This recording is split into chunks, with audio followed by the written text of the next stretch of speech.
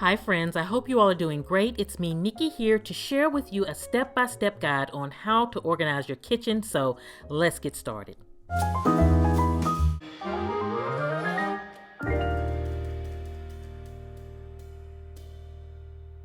Okay friends, I'm going to walk you through step by step my method for organizing your kitchen, and it starts with 3 essential steps, and these are the 3 steps that I like to start with.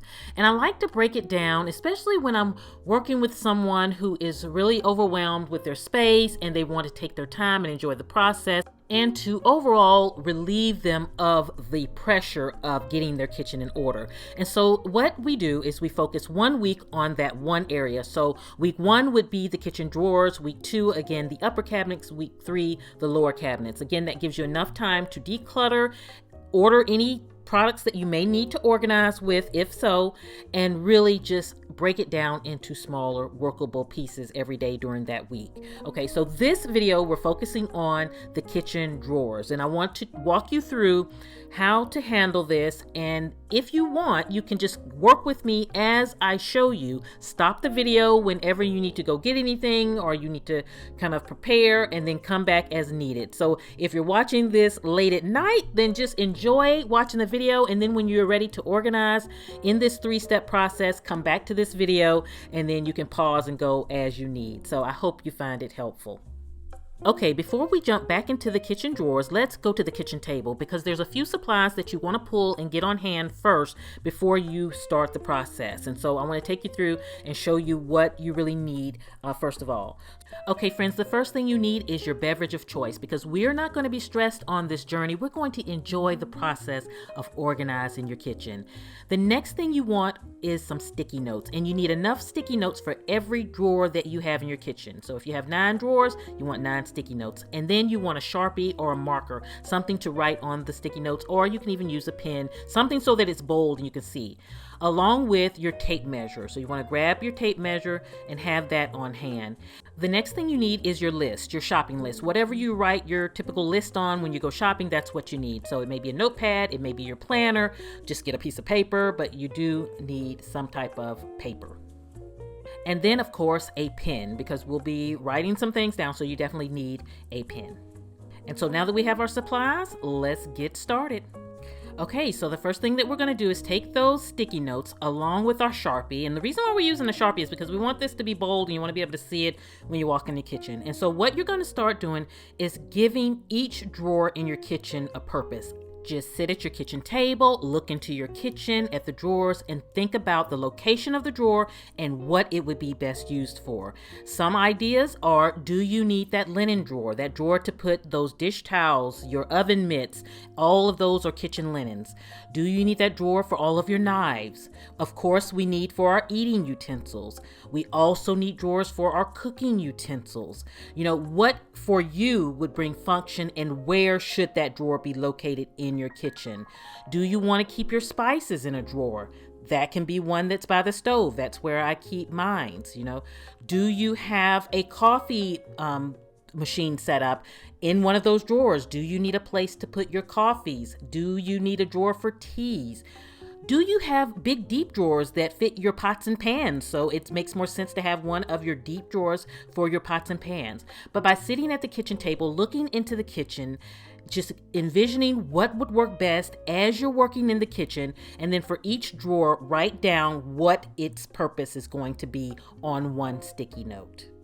And friends, I do want to say this is not for when you're just moving into your house. If you currently have a disorganized kitchen or you're not happy with the organization, you want to sit down and do this so that you can reorganize the kitchen. So I hope that's helpful. Then you want to take the sticky notes and put it on the drawer that you have identified that it is going to be used for. So even if you have something else in it right now, that's irrelevant, because you're resetting your organization. And if you're moving into a new home, you're establishing the organization. And so just stick that sticky note on there. Again, remember, this is a week's process. All week, you're only worried about your kitchen drawers. So you leave these Post-it notes on the drawers all week. It'll get the family familiar with where things are going to be going or where they're going to be reorganized into. They have a whole week of seeing these sticky notes to get familiar with it. Okay, so we're still in the assessment phase of organizing our drawers. And right now, the outside of the drawer has the sticky note with the new purpose. But when you look inside that drawer, that may not be the purpose that you're seeing. And that's okay, because you're going to reorganize it. It's going to be beautiful. And we're now focused on getting the interior of these drawers reset to what you need it to be functioning for. So the next step is to take the measurement of all your drawers. You want to make sure that you get the measurements in the width. So you want to measure from one end to the other end and call that your width. You then want to make sure that it's on the inside of it. You then want to go from all the way in the back of your drawer to the front of your drawer, because even though it's in the back, that's valuable real estate, and you want to get that measurement. And then you want to get the depth of your drawer. That's from the top to the bottom. And what you want to be careful for with this measurement is that you don't want to go all the way to the rim of your drawer, because if you get an organizer that really butts right up against, it may not slide in your drawer depending on how it's made. So when you're taking your measurement, come down a little bit. Don't go right here on the top, right at the edge. Come down to right about here, maybe a fourth or eighth down, and take your measurement there. That's the maximum height that your organizer can be. You want to then write the name of your drawer and then write the measurements for that drawer. So you want to write down the cooking utensils drawer and then put the measurements. I do encourage you to go through and measure all the drawers just in case. Even though you think they may be the same size, they may not be. So now the next step is to talk about the organization tools that you need. So what you want to do is think out all of your different drawers. You have them all written down with the measurements. And so you definitely want an organizer in most of them to help you keep things structured. A lot of times when you have that drawer and you just put things in it and lay it in it, it's not going to stay that way if you don't use some type of tool. One thing that you want to think about when you're choosing organizers for your kitchen drawers and for your kitchen in general is a lot of times we disregard the interior and we focus on the exterior. You know, when you're building a home, buying a home, renting a home, you walk in, you look at the kitchen and the cabinets look beautiful and that's what you want, you like it. But if you walked in and then one of the cabinet doors was clear, one was pink, one may be missing, and it's all over the place, it's going to look like a disaster, and it visually is not beautiful to you, and you probably would not rent or buy that space. So it's the same thing with the interior drawers. Just like you want the outside cabinets to look good, when you open that cabinet or that drawer, you want to have the same level of beauty and efficiency that you have on the outside, and you want to have that same pride that you have when someone walks into your beautiful kitchen on the inside of those drawers. So when you're choosing an organizer, think about the cohesiveness of that tool that you're using. If you're organizing all of the drawers, use the same tool. If you want bamboo organizers, use all bamboo. If you want white, use white, but have that kind of cohesive feel with the organizing tools that you use, just as your cabinet door. So you wouldn't have mix match cabinet doors, so you don't want mix match organizers within the drawer.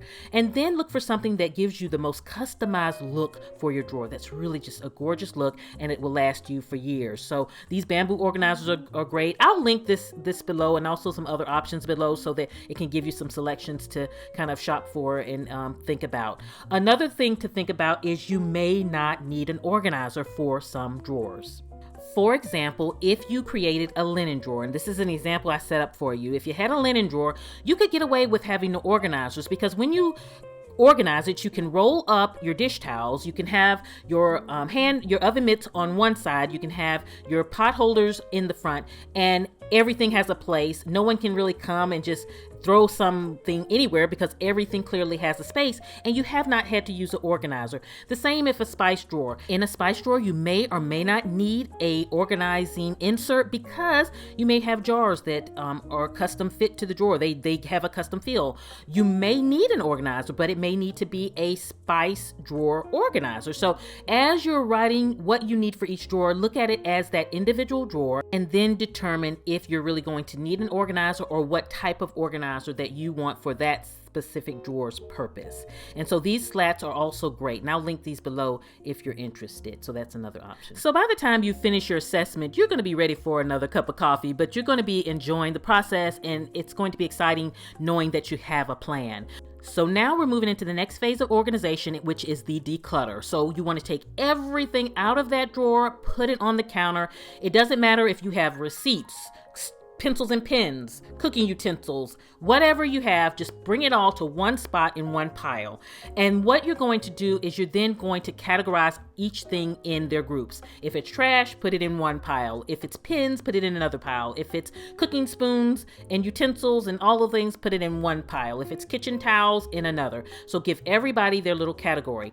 Then what you want to do is you want to pull away those things that are going back in the drawer. So because we're working on my kitchen utensil tools here, that's what we're focused on. So then I'm going to take all of the tools, move them to another part of the counter, because that's what's going back in the drawer that I'm working on, and that's what I care about. So then I'm going to go around my kitchen and I'm going to shop all the other drawers for that specific item. So you're going to walk around your kitchen and pull all the cooking tools out of the drawers because they now have a new home. So you need to get all of them together. So because we're working on the cooking tools drawer right now, let's talk about cooking tools. There's a difference in my book between a kitchen gadget and a cooking tool. And I want to share with you how I think about things and how that impacts how I organize my kitchen items. Okay, these two items here are what I would consider a kitchen gadget. A kitchen gadget to me are those luxury things when it comes to cooking. It is this strainer here that I use to strain canned goods. Yes, it's convenient to strain canned goods, but I don't need it to strain a canned good. I can just flip it over with the lid and good to go. This is a hamburger press. Yes, it will press out the patties nicely, easily. I do use it. I do use the can strainer, but I don't need it. I can still patty with my hands out my hamburgers. A can opener is a must. It is that kitchen tool that I have to have. This is not a gadget, because to open that can, I need a can opener. It is going to be extremely difficult to open that can of beans without a can opener. So do you see the difference? The strainer is luxury, it's convenience, but it's not a necessity. A whisk, if I'm making that cake, can't whisk with my hand, can't stir with my hand. The whisk is important. It is an essential. It's something that I really need when I'm cooking. So that's how you're going to determine and separate what is a kitchen gadget from what is a kitchen tool. A kitchen tool, those things that you really need to work in your kitchen, that can opener, that whisk, that needs prime real estate in one of those drawers. Kitchen gadgets, we can make it so that it's convenient to get to. These are things that you do use, but you just don't necessarily have to have in order to function daily in your kitchen.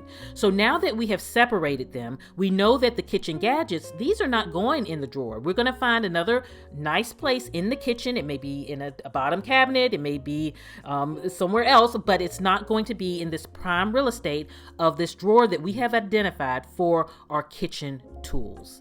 So now that we have shopped the rest of the kitchen and got all of our kitchen tools together, it's now time to start sorting, okay? And we're going to sort before we actually declutter.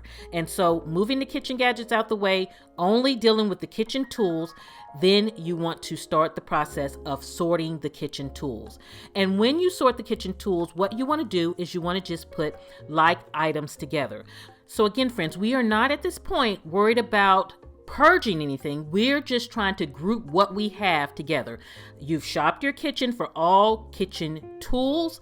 Tools are those things that are a must when cooking, and then you want to sort them by their families. I put all the whisks together. I put all the spatulas together. You want to put, if it's one thing that it's kind of its own thing, that ice cream scoop or that can opener, you put them right there alone. They're their own category. So it's about getting all things in their group. So once everything is separated, it is time to purge what you don't need. Now this right here, this is a great tool, and it's not a tool, it's a gadget. Let me correct myself. It was in my kitchen drawer, but it is truly a gadget.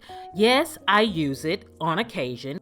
It is a tool that separates the egg yolk from the egg white, but I only use it typically if I'm cooking with kids or my grandkids are up because it helps them to easily do it. I usually crack the egg open and do it myself, but that's going to move to a gadget because it's not one of those things that I have to cook.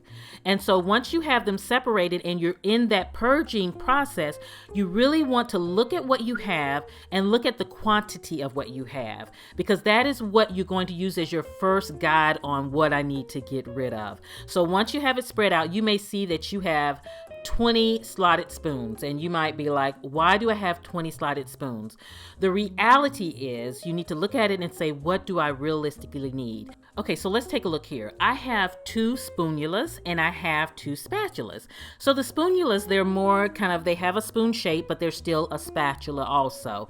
And so I have one in large and I have one in small. And then I have my standard spatula. I have one in large and I have one in small. So that makes sense. And then also when cooking, you need to think about sometimes you're cooking different recipes at the same time. There's maybe 2 cooks in the kitchen, especially if you and your spouse likes to cook together or the holidays. And so having this can be reasonable. 2 different sizes, 2 different products, same family. So for me, that makes sense for me in my kitchen. So you have to think out, when you look at those spoons, okay, I have 4 spoons. I can utilize 2 and then pair 2 out. Now, the same with the whisk here. I have 2 whisk. The reason in my mind why I have 2 whisk is because when cooking sometimes, especially at holidays, making multiple cakes, I may be whisking with one. I may have one in the mixer and then Mike or Amelia or somebody may be whisking another. So 2 is doable. Yes, I can function with 1. It may not be as convenient, but 2 is ideal. 1 garlic press, I only need 1. Can opener, I only need 1. If multiple people cooking in the kitchen needs it, you only use a can opener for 3 to 4 seconds and you can pass it on. It makes no sense to really have multiple can openers. So now let's organize. So once you've pared everything down and you've put your organizer into your drawer, it's time to then put the items in. And you want to think about each section of your organizer as a house. And then each family has their own house, because that is going to keep things organized, simplified, and it helps you easily put things back. Also think about the arrangement within the house and the family. Now for example, the whisk here, if I put them kind of faced up together, it's not maximizing space. That may damage them because they're intertwined. But if I simply turn them opposite, I have a better use, a better layout when they're in the drawer. It looks better, it feels better, they're not fighting each other, and it works. So these 2 are a family, the can opener and the bottle opener. They are of the same family. And so we're going to put them in the same house. Again, this helps keep things in order. Everything has a home, and because you have related items together, like items together, it makes it easy. And friends, that's why it's important to have these different divisions in the houses, is because if you just lay them down in the drawer, in a matter of days, it can be just total chaos because they're not limitations within being in their home. They don't have kind of that each individual spot. And so then I have my scissors here, and then in the scissors, I'm also going to put my peeler because they are kind of slicer and cutters, and that's what I think about with that. And then those items that are solo, they're single. They have their own house. You give them their own house. Now, with the amount of cooking tools that I have as far as essentials, I knew that 2 drawers is what I needed in order to have the organization that was very simplified for me. Because when I think about it, I want to come in my kitchen and be able to go into any drawer, any cabinet, blindfolded, and easily get to whatever I need and easily be able to put it back. That's how I know that I have a successfully organized kitchen. And so the beautiful thing about this is I've thought out what I needed. What is a gadget? What is a tool? This is actually a gadget. I had it in my drawer, but it is a gadget. I don't use this. Mike uses it. When I need to baste things, I usually take the spoon and put it over the chicken or whatever the case may be. That's how I function. So yes, we use it. He uses it around holiday time with the turkey and things like that, but I don't use it typically as every day. So it is moving to the gadget section, which I will show you as we go on this journey of organizing the kitchen and going through it of how I organize the gadgets. So friends, this is the first step on how you would organize your first drawer. we did the kitchen utensils. It may be your eating utensils that you start working on. But what you want to do is you want to take it one drawer at a time. After you've done your complete assessment and measurements and all that, you want to take the process of taking everything out and sorting it and organizing it one drawer at a time. You can even break it down and do one drawer a day, but definitely start with the assessment first so that you can make sure that you've identified what the drawers are going to be. You've put your sticky notes so that the family can get familiar with the new layout, and you've did your measurements and ordered the tools that you needed so that you have enough time to order and get it in before you start the process of decluttering and organizing. So friends, when you're ready to jump on organizing that drawers, definitely come back to this video. If you're not subscribed to my channel, definitely click that subscribe button along with the bell so that you receive notifications every time I post a video. I hope you have found this video helpful. I hope that you will come back and definitely use this as a tool when you start the process, along with come on along for the journey as we organize in those upper cabinets and those lower cabinets. Have a beautiful day, my friend. I will see you at the next video. And this is Nikki saying goodbye.